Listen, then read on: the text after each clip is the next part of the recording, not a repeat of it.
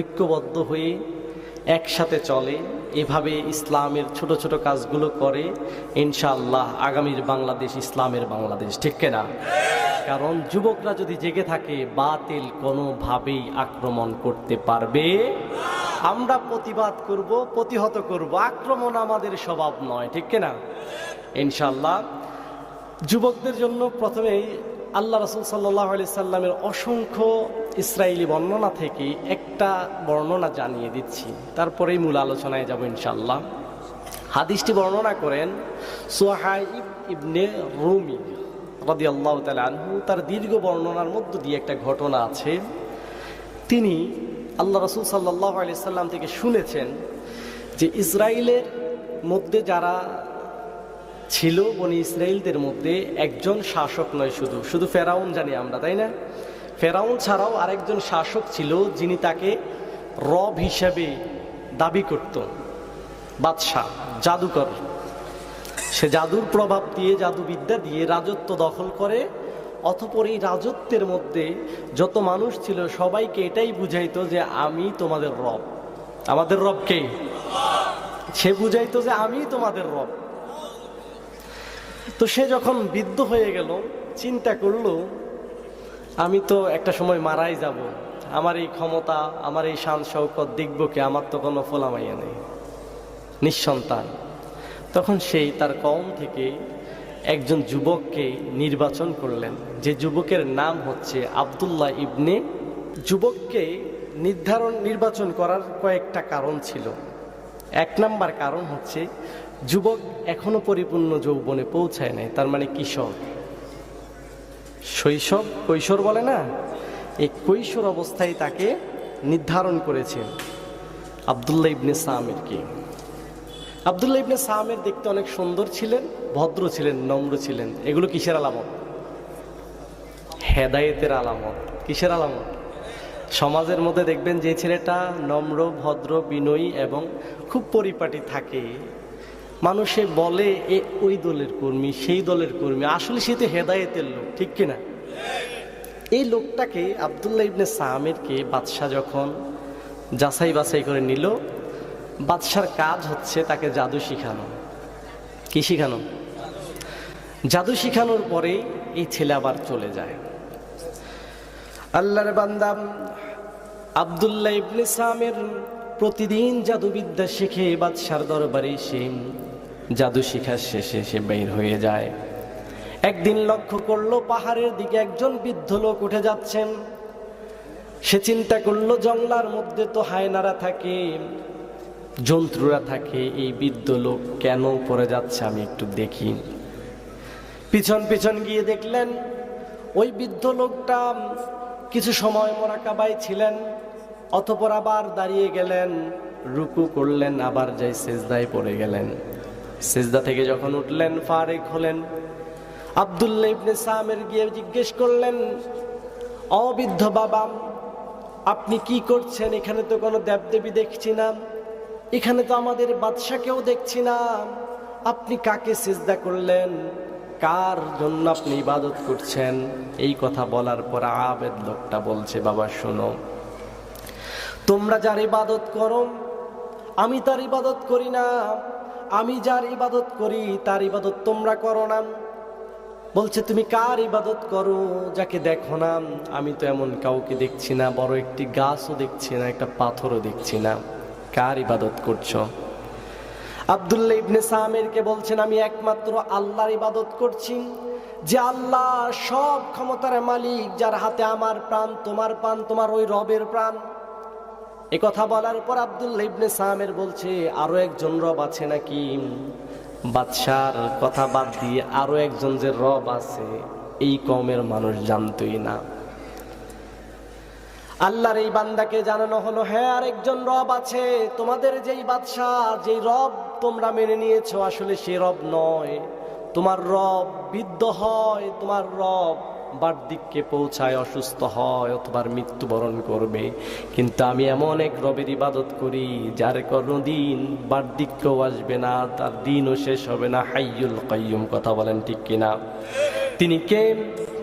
আল্লাহকে যখন চিনিয়ে দিল, আব্দুল্লাহ ইবনে সামের বলল আমিও তার উপর ঈমান আনতে চাই। আবেদ বলল শোনো শোনো, তুমি যদি ঈমান আনতে চাও সাবধান, তোমাকে নীরবে কাজ করতে হবে, কারণ তোমার কওমের বাদশা সে কিন্তু মোটেও ভালো না।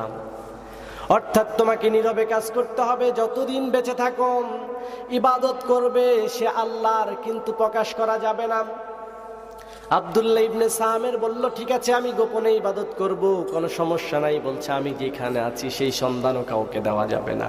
ঠিক আছে, ইবাদত শুরু হয়ে গেল। কিছুদিন যাওয়ার পরে মানুষ চলাচলের যেই সড়ক, মূল সড়কের মধ্যে একটা হিংস্র প্রাণী এসে দাঁড়িয়ে গেল। পুরো কওমের কোনো মানুষ সাহস করছে না ওই হিংস্র প্রাণীকে তাড়ানোর জন্য। শুধু আব্দুল্লাহ ইবনে সামের যখন দেখতে পেল, সে একটি পাথর বা কঙ্কর নিক্ষেপ করার জন্য হাতে নিলেন, নিয়ে বলতেছে আমি সেই রবের নাম দিয়েই কঙ্কর নিক্ষেপ করছি যেই রবের গোলামি করে ওই পাহাড়ে থাকা আবেদ ব্যক্তিটি। যদি আমার এই বাদশার ধর্মটা যদি মিথ্যা হয়ে থাকে, ওই বৃদ্ধ আবেদের ধর্মটা যদি সঠিক হয়ে থাকে, ওই বৃদ্ধ আবেদের রব যদি সঠিক হয়ে থাকে, ওই রবের নামে আমি বিসমিল্লাহ করে ফেললাম, এই গঙ্গের দ্বারা, এই ঢিল দ্বারা এই হিংস্র প্রাণী পালিয়ে যাবে। সাথে সাথে নিক্ষেপের সাথে সাথে পুরা কওমকে মুক্ত করে দিয়েছে। এই হিংস্র হায়না জঙ্গলার দিকে চলে গেছেন। কন্যা সুবহানাল্লাহ। আব্দুল্লাহ ইবনে সামের নাম পুরা এলাকায় চর্চা হয়ে গেল। এই হিংস্র প্রাণীকে দাঁড়িয়ে দিয়েছে আব্দুল্লাহ ইবনে সামের ছোট্ট কিশোর, এখনো যৌবনে পদার্পণ করে নাই। ওই কৈশোরের একটি ঢিলের মাত্র পুরা রাস্তাকে ক্লিয়ার করে দিল। যখন এমনটা হলো, পুরা কওমের মানুষ তার কাছে আসতে শুরু করলো, বাবা আমার জন্য দোয়া করো। তিনি একটা ইসমে আজম জানতেন, দোয়া করতেন, যে যে সমস্যায় থাকতো সুস্থ হয়ে যেত। অর্থাৎ একের পর এক মানুষ আসতেছে তার কাছে, সে শুধু বলে আমার কোনো কিছু দেওয়ার ক্ষমতা নাই, সুস্থতা দেওয়ার মালিক আমি নই, সুস্থতা দেওয়ার মালিক আল্লাহ, তোমরা সেই আল্লাহর উপর ঈমান আনো, আমি দোয়া করব তিনি ভালো করে দিবেন। কন্যা সুবহানাল্লাহ। যত কেরামতি আছে সব কেরামতির মালিক হচ্ছে। সেই সময় আব্দুল্লাহ ইবনে সামের হিকমতে ঈমানের দাওয়াত দিয়েছে, মানুষগুলোকে ঈমানদার বানিয়েছে। কিন্তু আফসোসের বিষয় হলো 90% মুসলমানের দেশে কেরামতির নাম দিয়ে মানুষের ঈমান নিয়ে খেলে এমন শয়তান বাংলার জমিনে আছে না নাই? আল্লাহ এই শয়তানদের থেকে আমাদেরকে হেফাজত করে, বলে আমিন। আব্দুল্লাহ ইবনে সামের কাছে আসলেন ওই রাজ্যের যিনি মন্ত্রী মশাই, অন্ধ, চোখে দেখে না। এসে বলছে আব্দুল্লাহ ইবনে সামের তুমি আমার জন্য দোয়া করো, আল্লাহ যেন আমাকে চোখের দৃষ্টিশক্তি ফিরিয়ে দেয়, তুমি পারবে আমি জানি। আব্দুল্লাহ ইবনে সামের বলে না, আমার হাতে কোনো ক্ষমতা নাই, আমি কারো চোখের দৃষ্টিশক্তি ফিরিয়ে দিতে পারি না, আমার কাছে কোনো ক্ষমতা নাই। এই কথা বলার সাথে সাথে বলছে তুমি তো অমুকের ভালো করছো, তমুকের ভালো করছো, আমারও ভালো করে দাও। আব্দুল্লাহ ইবনে সামের বলেন আমি শুধু দোয়া করতে পারি তুমি ঈমান আনো সেই রবের উপরে, যেই রব আমাদের সকলের মালিক, আমাদের রাজারও মালিক। বলছে আমি ঈমান আনলে কি সুস্থ হয়ে যাব? বলে হ্যাঁ তুমি ঈমান আনো, আমি দোয়া করব আল্লাহ সুস্থতা দান করবেন। অতঃপর প্রধানমন্ত্রী ঈমান আনলো, দোয়া করলো, সাথে সাথে সুস্থ হয়ে গেল। এই খবর আর গোপন রইল না, রাজার রাজদরবারে গিয়ে পৌঁছালাম। ও রাজা, আপনি যাকে জাদুবিদ্যা শিখান সে তো আপনার গোলাম নয়, সে এক আল্লাহর গোলাম। চিল্লায় বলেন কার গোলাম? আমরা কার গোলাম? আল্লাহর গোলাম যদি হয়ে থাকে এই কথাগুলো থেকে শিক্ষা আছে, মনোযোগ দিয়ে শুনবেন। আব্দুল্লাহ ইবনে সামের এক আল্লাহর গোলাম। এই কথা শোনার সাথে সাথে রাজা সন্ত্রাসী সশস্ত্র বাহিনী প্রেরণ করলেন, যাও আব্দুল্লাহ ইবনে সামেরকে ধরে নিয়ে আসো। আব্দুল্লাহ ইবনে সামেরকে যখন ধরে নিয়ে আসা হলো, আব্দুল্লাহ ইবনে সামের তুমি কিসের দাওয়াত দিচ্ছ? বলে আমি এক আল্লাহর দাওয়াত দেই, আমি একমাত্র রবের দাওয়াত দেই। আব্দুল্লাহ ইবনে সামের এই কথা শুনে বাদশা বলছে তাহলে আমি কে? বলে তুমি তার বান্দা, তুমি তার গোলাম, তুমি রব নয়। এই কথা বলার সাথে সাথে বলল যে তোমরা সশস্ত্র বাহিনীদের 15 জন নিয়ে বলল তোমরা তাকে পাহাড়ের চূড়ায় নিয়ে যাও, সেখানে মারবে, মারার পরে তাকে পাহাড় থেকে নিক্ষেপ করে ফেলে দেবে যাতে করে মানুষ তাকে খুঁজে না পায়। অতঃপর 15 জন সিপাহী নিয়ে আব্দুল্লাহ ইবনে সামিরকে নিয়ে যখন পাহাড়ের উপরে গেল, আল্লাহর হুকুম, আল্লাহর কি রহমত, 15 জন সৈন্য ধ্বংস হয়ে গেছে। কন্যা সুবহানাল্লাহ। সাহায্য করেছেন কে? আব্দুল্লাহ ইবনে সামিরকে নিয়ে যখন পাহাড়ের চূড়ায় গেল, সব ধ্বংস হয়ে গেল। আব্দুল্লাহ ইবনে সামির আবার বাদশার দরবারে হাজির। আব্দুল্লাহ ইবনে সামির, আমার সৈনিকেরা কই? শেষ। বলে, এই সৈন্যরা, তোমরা আরো 10 জন ধরো, তাকে নদীতে নিয়ে যাও, নৌকায় চড়াও, নদীর মাঝখানে যখন যাবে তাকে পানিতে নিক্ষেপ করে ফেলে দিবে। সেখানে 10 জন গেছে, তারাও ধ্বংস হয়ে গেছে। অতঃপর আব্দুল্লাহ ইবনে সামির আবার ফিরে এসেছে রাজ দরবারে। কোথায়? যেই রাজ দরবার থেকে তাকে বারবার মৃত্যুদণ্ড দেওয়া হয়, সেই রাজ দরবারেই ফিরে আসে। কারণ আব্দুল্লাহ ইবনে সামির জানে, এই কওমের মানুষ রব চেনে না, আমাকে জান প্রাণ লড়াই করে হলেও রবকে চিনিয়ে দিতে হবে। এই মিশন নিয়ে আব্দুল্লাহ ইবনে সামির যখন আবার আসলো, বলল, আব্দুল্লাহ ইবনে সামির, কি ব্যাপার, তোমাকে কি এখনো কেউ কিছু করতে পারে নাই? কয়, না। কেন পারে না? কি মন্ত্র শিখেছো? বলে, আমি মন্ত্র শিখি না, আমি এক আল্লাহর উপরে তাওয়াক্কাল করি, যিনি আমার হায়াত এবং মাউতের মালিক। সুবহানাল্লাহ। বলছে, তোমাকে কি কতল করা যাবে না? আব্দুল্লাহ ইবনে সামির বলে, জি হ্যাঁ, অবশ্যই আমাকে কতল করা যাবে। কুল্লু নাফসিন যায়িকাতুল মাউত, সকল প্রাণী মৃত্যুবরণ করবে।